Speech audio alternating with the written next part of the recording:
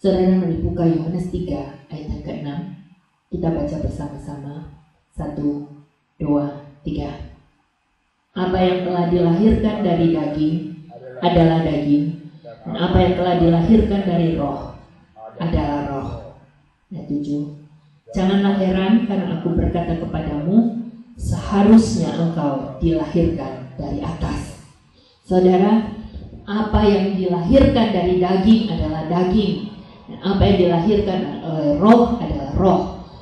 Kita dilahirkan secara daging karena keinginan daging.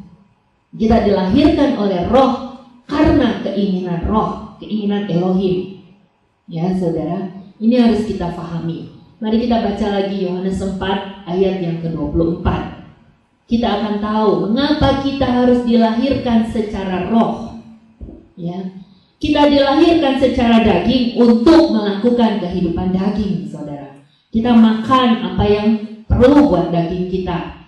Kita melakukan pekerjaan apa yang baik buat daging kita.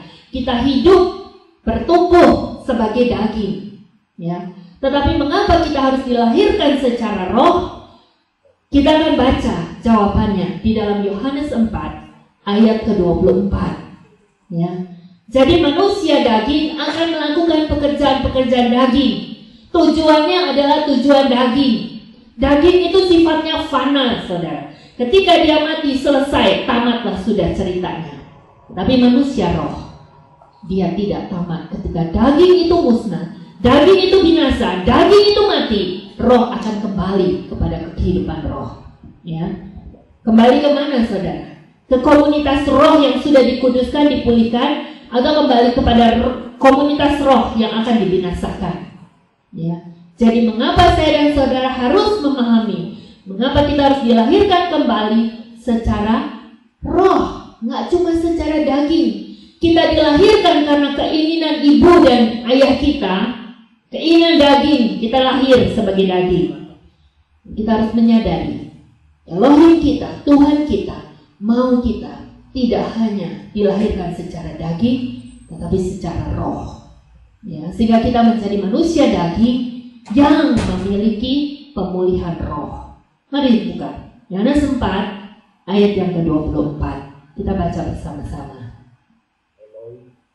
1, 2, 3. Elohim itu roh, dan mereka yang menyembah dia seharusnya lah menyembah dalam roh dan kebenaran.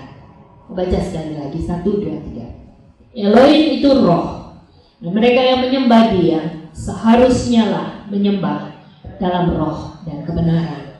Saudara, kita dilahirkan secara daging, kita hidup di dalam daging, kita bertumbuh secara daging, kebutuhan kita kebutuhan daging, karena kita memang hidup di dalam dunia daging. Tapi Elohim tidak menginginkan kita stop sampai di sana lalu kita binasa.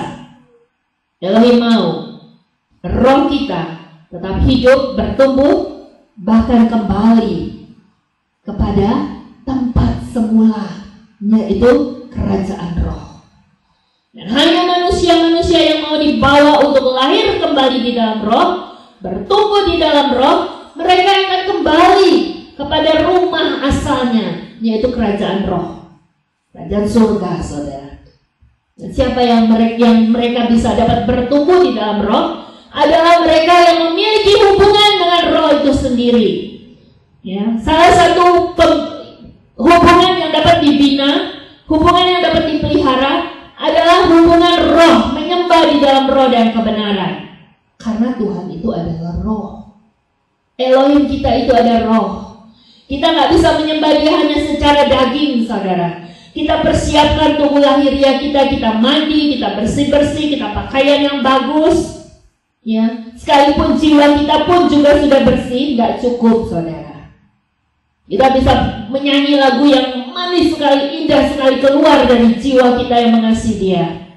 Tapi nggak cukup sampai di sana. Yang mau kita punya roh yang telah dipulihkan, yang telah dibersihkan, yang telah dimurnikan, yang telah dilayakkan, itu datang menyembah dia di dalam roh dan kebenaran. Itu sebabnya kita memerlukan baptisan air sebagai bukti pertobatan. Baptisan air sebagai bukti pertobatan itu akan menolong saya dan saudara untuk memiliki kepekaan ketika Roh menjamah kita dan